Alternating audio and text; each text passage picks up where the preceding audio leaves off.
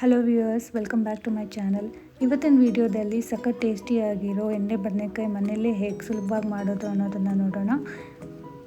ಎಣ್ಣೆ ಬದನೆಕಾಯಿ ಮಾಡೋದಕ್ಕೆ ಬೇಕಾಗಿರೋ ಇಂಗ್ರೀಡಿಯೆಂಟ್ಸ್: ಬದನೆಕಾಯಿ, ಎಣ್ಣೆ, ಈರುಳ್ಳಿ, ಟೊಮ್ಯಾಟೊ, ಹಸಿರುಮೆಣಸಿನ್ಕಾಯಿ, ಕೊಬ್ಬರಿ, ಚಕ್ಕೆ, ಲವಂಗ, ಶುಂಠಿ, ಕಡಲೆಬೀಜ, ಕರಿಬೇವು, ಧನಿಯಾ, ಜೀರಿಗೆ, ಹುಣಸೆಹಣ್ಣು, ಬೆಲ್ಲ, ಗಸಗಸೆ, ಉಪ್ಪು ರುಚಿಗೆ. ಮೊದಲಿಗೆ ಒಂದು ಪ್ಯಾನಲ್ಲಿ ಧನಿಯಾ ಜೀರಿಗೆ ಹಾಕಿ ಲೋ ಫ್ಲೇಮಲ್ಲಿ ಸ್ವಲ್ಪ ಚೆನ್ನಾಗಿ ಫ್ರೈ ಮಾಡ್ಕೋಬೇಕು.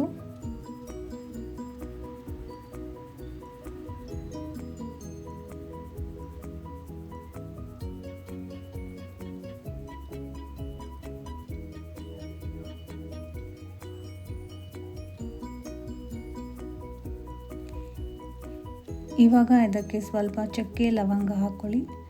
ಲೋ ಫ್ಲೇಮಲ್ಲೇ ಘಮ ಬರೋವರೆಗೂ ಡ್ರೈ ರೋಸ್ಟ್ ಮಾಡ್ಕೊಳ್ಳಿ. ಇದೆಲ್ಲ ಸ್ವಲ್ಪ ಚೆನ್ನಾಗಿ ಫ್ರೈ ಮಾಡ್ಕೊಳ್ಳಿ. ನಂತರ ಸೆಪ್ರೇಟಾಗಿ ಇದನ್ನೆಲ್ಲ ತೆಗೆದಿಟ್ಕೋಬೇಕು. ಇವಾಗ ಅದೇ ಪ್ಯಾನ್ಗೆ ಕಡಲೆ ಬೀಜ ಹಾಕ್ಕೊಂಡು ಫ್ರೈ ಮಾಡ್ಕೊಳ್ಳಿ. ಇದು ಚೆನ್ನಾಗಿ ರೋಸ್ಟ್ ಆದಮೇಲೆ ಇದನ್ನು ಸೆಪ್ರೇಟಾಗಿ ತೆಗೆದಿಟ್ಕೊಳ್ಳಿ.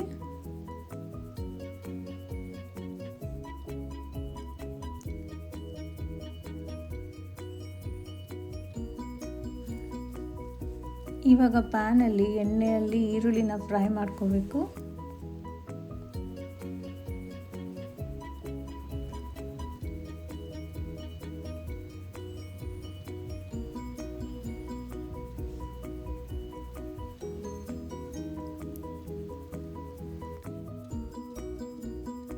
ಈರುಳ್ಳಿನ ಚೆನ್ನಾಗಿ ಗೋಲ್ಡನ್ ಬ್ರೌನ್ ಬರೋವರೆಗೂ ಫ್ರೈ ಮಾಡ್ಕೋಬೇಕು.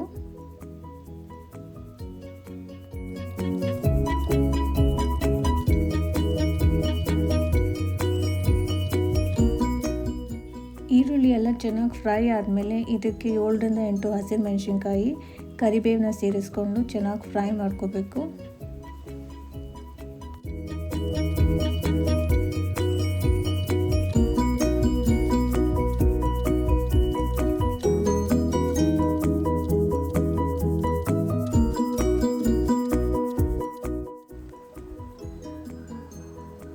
ಇವಾಗ ಇದಕ್ಕೆ 1 ಟೊಮೆಟೊ ಹಾಕ್ಕೊತಾ ಇದ್ದೀನಿ.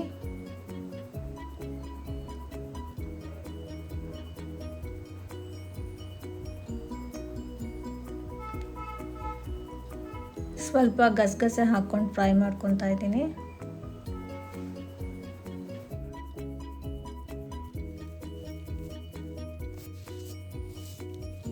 ಇದೆಲ್ಲ ಫ್ರೈ ಆಗೋಷ್ಟರಲ್ಲಿ ಧನಿಯಾ, ಜೀರಿಗೆ, ಚಕ್ಕೆ, ಲವಂಗನ ಹುರಿದ್ಕೊಂಡಿದ್ವಲ್ಲ ಅದನ್ನು ಗ್ರೈಂಡ್ ಮಾಡ್ಕೋಬೇಕು. ಈ ಥರ ಫೈನಾಗಿ ಗ್ರೈಂಡ್ ಮಾಡ್ಕೋಬೇಕು. ಈರುಳ್ಳಿ, ಟೊಮ್ಯಾಟೊ ಎಲ್ಲ ಚೆನ್ನಾಗಿ ಗೋಲ್ಡನ್ ಬ್ರೌನ್ ಆಗಿದೆ. ಇದಕ್ಕೆ ಮೊದಲೇ ಹುರಿದ ಕಡಲೆ ಬೀಜ, ಶುಂಠಿ, ಕೊಬ್ಬರಿ ಇದನ್ನೆಲ್ಲ ಸೇರಿಸಿ 1 ನಿಮಿಷ ಫ್ರೈ ಮಾಡ್ಕೊಳ್ಳಿ.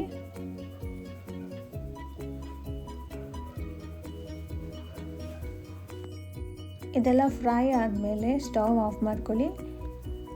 ಫ್ರೈ ಮಾಡಿರೋ ಎಲ್ಲ ಇಂಗ್ರೀಡಿಯೆಂಟ್ಸ್ನ ಮಿಕ್ಸಿ ಜಾರ್ನಲ್ಲಿ ಹಾಕಬೇಕು. ಇದಕ್ಕೆ ಸ್ವಲ್ಪ ಹುಣಸೆ ಹಣ್ಣು, ಬೆಲ್ಲ, ಅರಿಶಿನ ಪುಡಿ, ಉಪ್ಪು ಮತ್ತು ಧನಿಯಾ ಜೀರಿಗೆ ಪುಡಿ ಮಾಡಿದ್ದನ್ನು ಹಾಕಿ ಫೈನಾಗಿ ಗ್ರೈಂಡ್ ಮಾಡ್ಕೋಬೇಕು.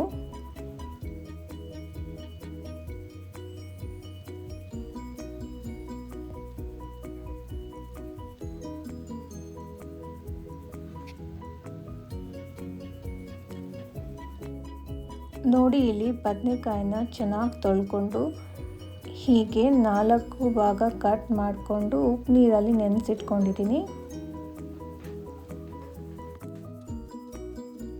ಈಗ ಒಂದೊಂದೇ ಬದನೆಕಾಯಿ ತಗೊಂಡು ಮಸಾಲ ಪೇಸ್ಟ್ನ ಸ್ಟಫ್ ಮಾಡಿಕೊಂಡು ಸೈಡಲ್ಲಿ ಎತ್ತಿಟ್ಕೋಬೇಕು.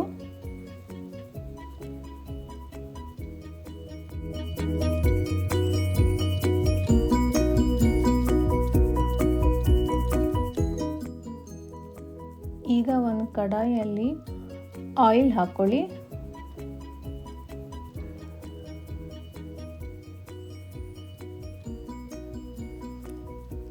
ಎಣ್ಣೆ ಕಾದ ನಂತರ ಸ್ಟಫ್ ಮಾಡಿದ ಬದನೆಕಾಯಿ ಹಾಕ್ಕೊಂಡು ಚೆನ್ನಾಗಿ ಕಲರ್ ಚೇಂಜ್ ಆಗೋವರೆಗೂ ಫ್ರೈ ಮಾಡಿ.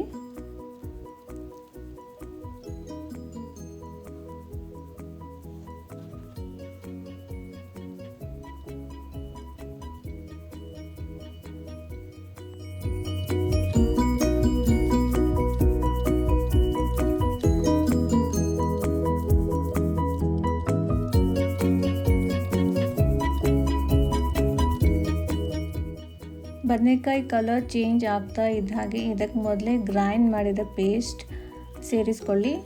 ಇದಕ್ಕೆ ತಕ್ಕಷ್ಟು ನೀರನ್ನು ಹಾಕ್ಕೊಂಡು ಪ್ಲೀಟ್ ಕ್ಲೋಸ್ ಮಾಡಿ 15ರಿಂದ 20 ನಿಮಿಷದವರೆಗೂ ಹಾಗೆ ಬಿಡಿ.